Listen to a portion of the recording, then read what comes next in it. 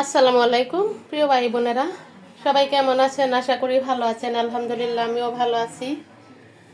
আজকে স্কুল থেকে আসতে দেরি হয়ে গেছে, তাই রান্নার সময় ভিডিও করি নাই আমি কি কি রান্না করছি।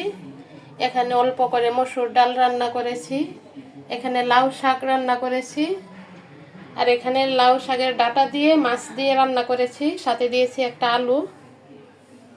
আর এখানে দেখুন ছোট মাছ রান্না করেছি, গ্রামের বিলের মাছ, এগুলা গ্রাম থেকে আনা। আর এখানে টমেটো সিদ্ধ করেছি, এখন টমেটো ভর্তা বানাবো। এরকম টমেটো ভর্তা থাকলেই কিন্তু গরম ভাতের সাথে আর কিছুই লাগে না। পোড়া মরিচ, কাঁচা পেঁয়াজ আর ধনিয়া পাতা দিয়ে টমেটোর ভর্তা। টমেটো আমি সিদ্ধ করে খোসাটা ফেলে দিলাম, এখন হালি কসলাই আমার খাও।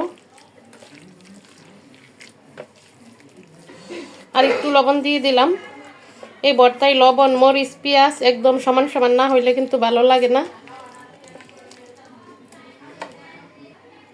দেখুন আমার ভর্তা মাখানো শেষ, দেখে বলবেন কেমন হয়েছে। আজকে একদম সিমসাম রান্না, সব শাক শুটকি। এই যে এখানে ছোট মাছ। সবাই যারা শাক শুটকি পছন্দ করেন তাদের অনেক পছন্দ হবে, আমারও পছন্দ, আমার হাজব্যান্ডেরও পছন্দ, আমার বোন আসছে তারও পছন্দ। সবাই ভালো থাকবেন। আসসালামু আলাইকুম।